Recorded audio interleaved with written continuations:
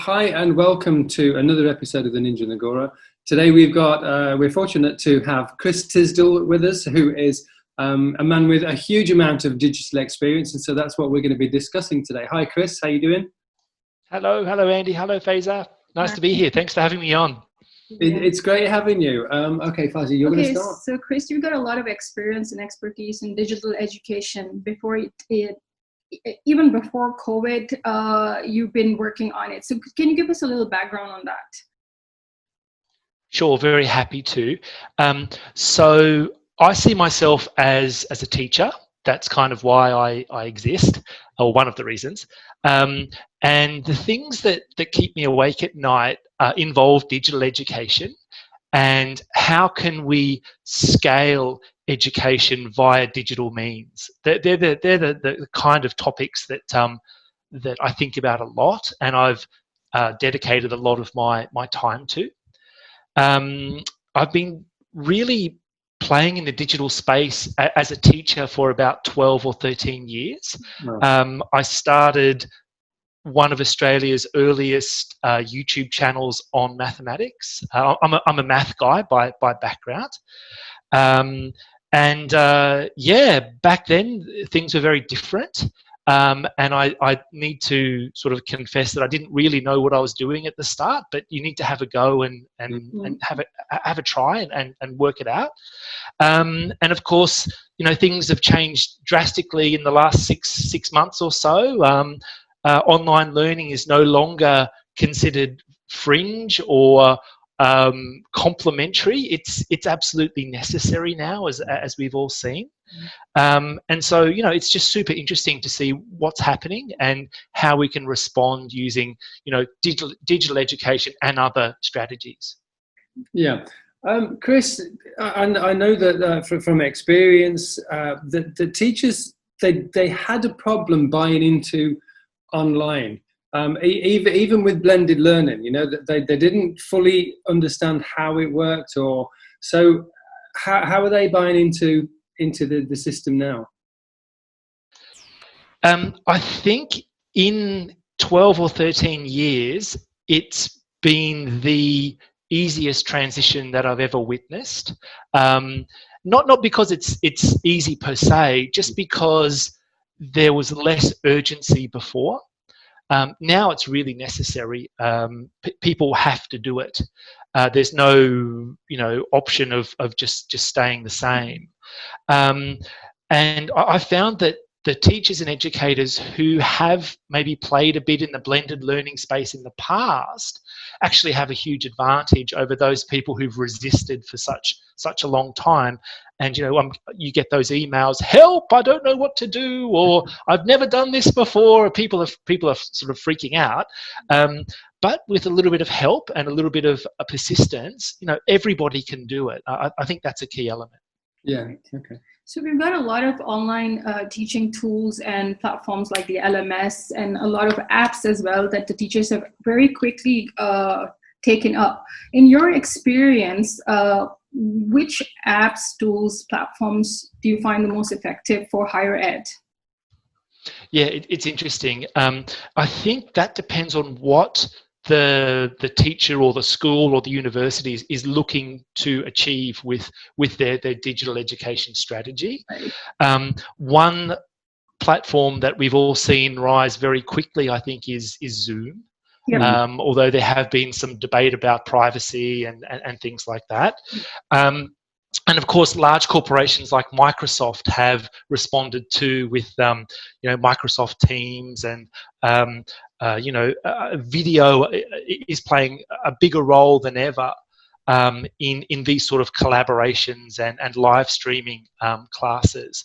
So there are a couple, but I think now more than ever, there are more choices in the digital space, because there has to be competition. And like I said earlier, it's not on the fringe anymore. This is at the moment business as usual. Yeah. So there are a couple of the platforms that I think have made really big strides in the last 6 months.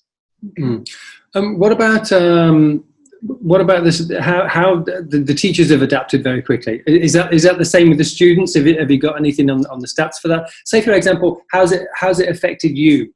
Have you seen your viewership going up, or how's that work? Yeah, definitely. I talk to the students a lot. You know, there's a basketball court just near my house. I play a lot of basketball, and you know, you'll be playing. The students will turn up and we'll have a bit of a chat. You know, how are you enjoying the online learning? Yeah. What's it like learning from home? And here in Australia, we have a lot of international students. Yeah. And so, you know, this is a little bit different because their study is not necessarily subsidised by the government. So they're in a situation where they're paying full fees, which are non-trivial, and they're stuck. They're either stuck in China, for example, or they're stuck at home away from the university. Now, when I talk with these kinds of students, the overwhelming message that I get is they want the face-to-face. They really do. But they accept that there's no alternative at the moment. Yeah. And so I think when I tease out the conversation a little bit more, they can see many, many advantages in online learning. So that's one thing. The students wish they were back at university, but also I think I'm mindful that you have to be careful that you don't end up running two institutions, one that's fully face-to-face and one that's fully online, because my feeling is that if people want choices, and if you offer them the world, they'll say yes, I want the world. So it is tricky. Now, with my own practice, I've definitely seen an uptick in you know, what I do online with my YouTube channel and these sorts of things. Yeah, so I've definitely seen those numbers go off. Yeah, they have gone off, and I do have colleagues who run these big MOOCs, like learning to teach online, and the interest has just been like this huge J curve in the last couple of months. So people are getting out there and using it, which is great. Yeah. Okay. So as online learning continues and increases, what about digital citizenship? So we have a lot of those that kind of learning going on in schools, but in university, do you see any increase in courses maybe, or in course design, such skills being embedded as we move towards online platforms more and more? It's a really good question. So I think that the risk is, by the time the students get to university, we all think that they're the digital natives, right? Yeah. And we think, oh well, you're very experienced in these digital tools and digital environment, that perhaps we don't give the training and the skills and the advice that we should. We just kind of assume that, well, you'll be able to work it out. But then again, there's some truth in that first statement about the digital natives. I'll give you an example. My kids, I have two kids, one's 7 and one's 9. And for a couple of months this year, they were learning from home, you know, doing all their lessons online. I could not imagine anything like that when I was 7. So I think, yes, there's certainly a cohort that will become digital natives, but also there's a lot of people, including people who are entering university who might be in their 40s or 50s, who may not have those skills. So I think it's definitely needed. The digital citizenship and the digital literacy is super important. Right. Yeah. How about becoming responsible? Now, obviously, I always tell my students that whenever you're doing something online, be careful, because it's going to be there forever. You know, so if you call someone a name, they take a screenshot. You're never going to live it down. When I was at school, you could call someone something, and then that was it. It was done and dusted. Yeah. But now it isn't. So this is a kind of two-pronged thing. So first of all, it's understanding the responsibility. But secondly, with the rise in everything online, really, what I've noticed is that there's an awful lot of contract cheating going on, and I've seen this personally. I've seen students who I know that's not their work, but you can't prove it. And so, what do you think is the best way of addressing that situation? It's a really important and topical question. In Australia, they are just passing legislation at the national level for this. You might have heard of it. That essentially it would carry a huge fine for the operators and the people who are involved in this.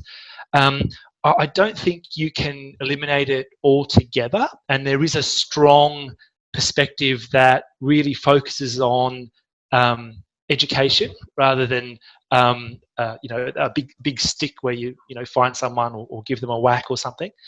But I deep down, I know we're not going to be able to eliminate it, but hopefully what we can do is to give students the knowledge and the confidence to make smart decisions, because it's a slippery slope in some sense. You make a bad decision and then suddenly it becomes normal behavior, and I think that's something we really need to watch out for.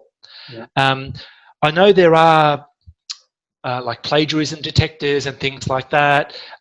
One thing that I think is very powerful is if you can actually take a draft of an essay or a piece of writing and actually test it, run it through the turn it in or authenticate it or something like that, to actually give you some idea of where it's at, rather than just throw it in and hope for the best.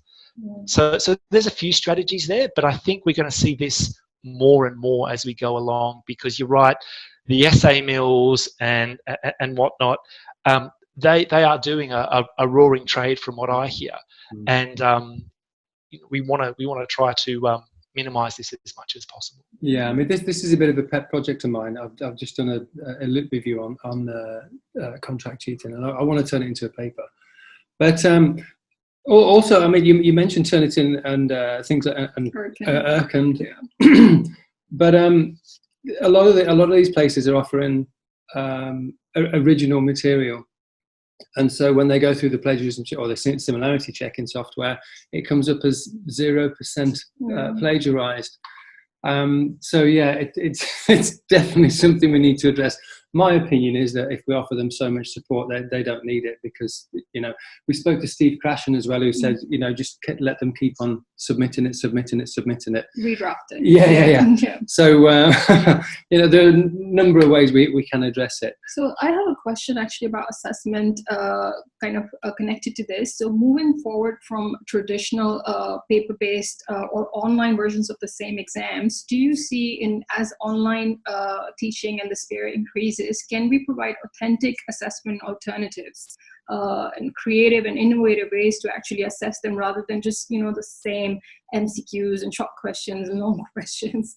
So do you see with digital education and the assessment tools that are out there, can you shed some light on that?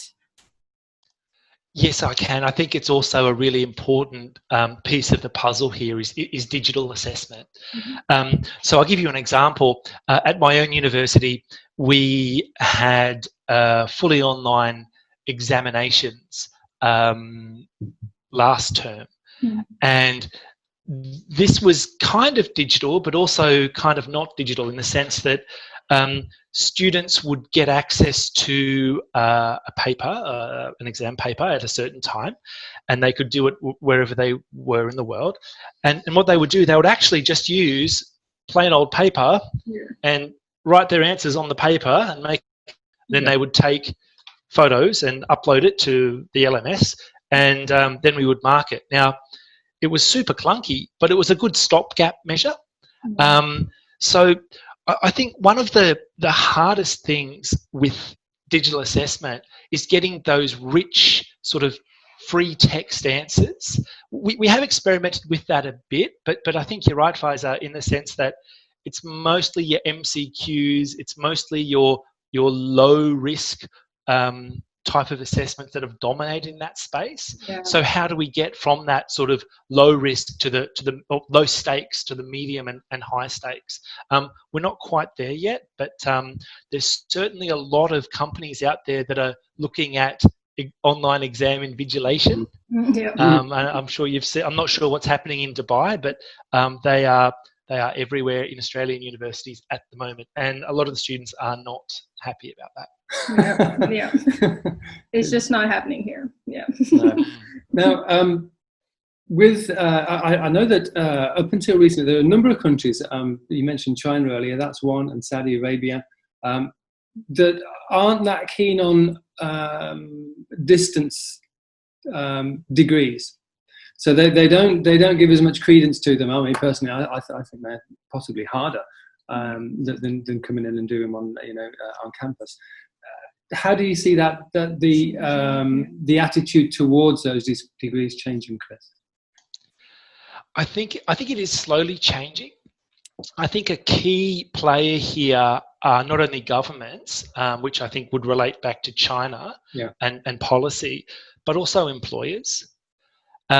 We've seen MOOCs and these various variants of those. They've been around for about 7, maybe 8 years. And you can see some of the larger employers, your Googles and your Apples and stuff, are taking them a bit more seriously now as credentials. Speaking from personal experience, I have a fully online degree from the University of Edinburgh, and that's a reasonably well-ranked university. And when I chat with people about that, they I think they still associate online learning with up-and-coming universities and not such established, sort of higher-ranked ancient universities. And I think that will change too. So for me, I think government and policy has a role to play with the online space, especially in China. Employers have a role to play too, and of course the universities themselves. The culture, will it change? And I think after COVID, there will be a completely new perspective. But some institutions will just want to go back to what they were doing before. So it's a huge risk. Yeah. Actually, I was going to touch on post-COVID next. How do you see the face of higher education changing? We've got international students is a big business. With the taste of learning online and becoming more acceptable, say in the next 5 to 10 years, how do you see it working and changing? Yeah, it's a big question. And I don't have all the answers for that, of course, but I think it depends a lot on mobility. So if everybody's still stuck for 2 or 3 years in their countries and they can't travel, the international education sector is going to suffer greatly unless we do change that online learning perspective and create some perceptions of value add. I think that's super important. I also think there's a huge risk with countries like China, and Australia is very, very reliant on international markets like China for students. That one risk is that the Chinese go, well, we can do this ourselves. We don't need to go outside to do it. We can do it in China. And there are excellent institutions in China that are very highly ranked. So I think that's another risk, at least for the Australian market and those that are very dependent on international students. But what we've seen here in Australia is a huge increase in the domestic students applying for university. So we actually think that next year we're going to have more students than we have this year. Because all of the domestic students are saying, right, we can't go anywhere. We're not going to have our gap year or whatever. Let's enroll in a university. It may be just a case, perhaps post-COVID, where we're nationalising a bit more rather than internationalising, if that makes sense. Yeah. How about student engagement, Chris? How's that been affected? In online learning. Obviously. Because teachers weren't really prepared. They did move to online classes, but student engagement and how have they coped with that? Look, it's really hard, and I think I've I've struggled with it, and one of the tricky parts there is that when you're giving these online classes or you're having this interaction, it's very hard to judge the levels of engagement within the students themselves. You know, they may not have their video on. They may you may ask a question and nothing happens, or there's zero response, even though there could be many people, you know, supposedly in your online class. So so for me, I try to really like shake is the wrong word. I try to virtually give them a bit of a shake to get students interacting, because it's very easy just to turn off the video and start surfing on something else. So I think there's two factors there. One of them is getting a better sense for when people are engaged digitally and when they're not, and then secondly, having strategies to actually, you know, shake things up a bit and really get that active engagement and that active learning in some sense. And to be honest, I think I'm still working out how to do that. I don't think I've really mastered it yet. So I'm all ears if people have suggestions or experiences. I would definitely love to learn from that. Yeah, so you're not sure of what the turnoffs might be yet? Well, I try to encourage people to be present. You know, like I think if I go to a meeting and nobody's got their video on, I could be talking to anybody anywhere. Like, and you know, at least have an avatar. You know, at least give me an idea of what of something. Yeah. So yeah, it's very hard, and you know, lectures traditionally are not the most engaging format anyway. So should we perhaps be thinking beyond that, where and I'll give you an example. You know, we're switching live streaming with consultation. You know, I actually think that when I can stop and actually have a conversation like we are now, that I think that's much more beneficial from an engagement point of view, because it's a two-way thing, it's person to person, and hopefully we're learning something and having a two-way conversation. Now, something's just occurred to me, Chris, because we have the kids that sit at the back of the class. We always have those, and they don't partake because they're shy or whatever. Now, with an online thing, you can have, as you mentioned, an avatar. So we could give them different identities so that we know who they are, but no one else knows who they are. So they could have a Batman costume or whatever while they're online, which might encourage a little bit more participation, because they're not going to feel stupid. They're not going to be judged because no one knows who it is. So that might be one idea. Definitely agree, Andy, and in fact that's one strategy that I know is used in things like message boards, where you can, you know, post a question anonymously. Only the moderators know who they are, and the other students don't know. And so maybe we can bring that to, like you said, to the sort of digital face-to-face type setting. I think that'd be brilliant. Yeah. Okay, so you spoke about lectures being very traditional, and you know they're a bit outdated.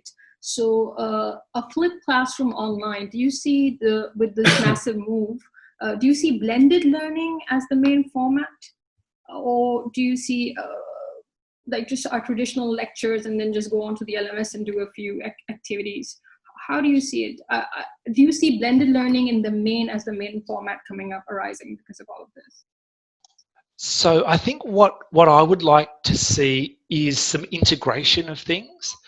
I think many universities, including mine, you have these compartmentalized bits, right? So you have like a lecture, and then you have a tutorial, and then you have an assessment, and then you have, I don't know, maybe another lecture or something like that. And maybe it's aspirational, I don't know. But what I would love is that you could get that, maybe it's a blending of all those things together. You could take those elements and actually sort of, I know it's a bit of an overused term, but that sort of seamless integration between them. And I think that's easy to say, but it's hard to do. Yeah. But so I do think there will be some blended elements there in the future. But on the other hand, sometimes people will freak out if they've got that existing mindset, I think, and they're like, oh, well, I'm in a lecture now, so let me just put that in a little box, and I know where I am, and I know what to do, and all that sort of stuff. Whereas if you mash that up with other things, it might be a bit difficult. But so to answer your question, I think blended is going to be a big part of the future. Because in our experience, face-to-face blended learning is something that students found difficult anyway, like preparing before class. And so, to take it online would be a bigger task. Yeah. All right. Andy. Yeah. I think as well, that's something to do with finances. And because COVID's affected everyone's finance so hugely, I don't think there's any other choice but to go to a blended learning model for many universities.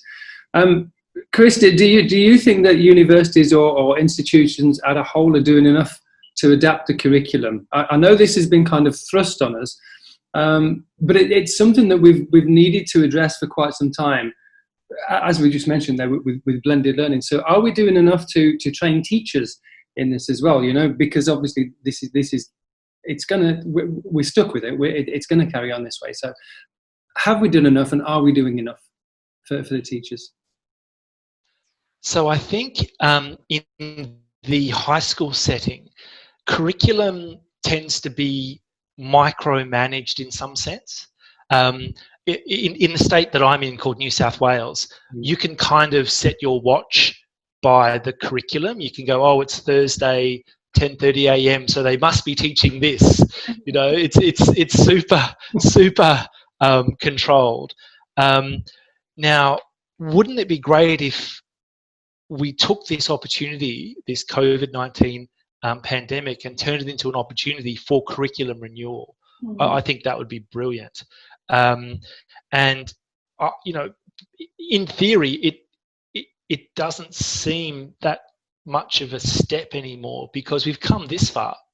Surely we can do more things to really get the curriculum into, I guess, a 21st century format. So I'm hopeful about that. I'm definitely hopeful about it. Could we do more? Of course we could. And in fact, I can hear the naysayers in my head now saying, well, we've just come through this pandemic. We don't want to touch that curriculum anymore. But that's not the point, really. I think the point is we have an opportunity, and yes, we should be looking at curriculum in new ways, and we should be empowering teachers rather than taking them and pushing them into this curriculum box. Yeah, absolutely. Yeah. So, Chris, do you see in the next 5 to 10 years some other careers or some specific careers becoming trendier with the students, or them getting, doing some specific degrees? Because have you seen a rise in new admissions in the IT stream because of what's just happened? So what do you see, like what kind of skills and what kind of careers would the students be looking forward to in the next 5 to 10 years? So I think this is already happening, but data is the future, and we've already seen a huge increase in data science. Data science is a new degree here, about 2 or 3 years old. Every year, the enrolments have increased by 100%. And a lot of those students are moving actually from degrees like actuarial science, finance, and they're moving into data science. Yeah. Statistics majors are moving into data science. So that's one trend that I don't see going away in the next 5 to 10 years. Why? Because we've got so much data, we don't know what to do with it, we don't know how to interpret it, and we need talented people to manage it and give us insights. And at the moment, we don't have enough of those people, enough data scientists. So that's a huge growth area. And if you look at the top 100 jobs in the world, careers cast, those sort of things, data scientist is usually in the top 10. So it's a red hot job for the next 5 to 10. And analytics and as you say, data management and data analysis, they're huge. Yeah. Right. Also, blockchain as well. Getting into that and security. Yeah, Chris, it's been an absolute pleasure speaking to you and learning from you. So thank you very much for sharing your knowledge with us. It's been great. Any last tips for teachers to survive in what's coming up next? So thanks for having me on. Really nice to meet you both too. I really enjoyed chatting today. If I had one piece of advice for teachers and the students too, actually, just keep going. Keep going. I know it's hard and I know you don't have all the answers, but keep going. You'll be stronger for it and you'll learn more. So just keep going and don't give up. Yeah, I think we're all kind of learning as we go. I mean, people like you who sort of saw this very early doors and got into it have probably adapted a lot better than many others. Yeah. But once again, Chris, thanks so much for sharing your experience. It's really enlightening. Thank you so much. I'll say goodbye. Okay. Okay, Chris. Bye. All right. Well done, Faisal. Thank you.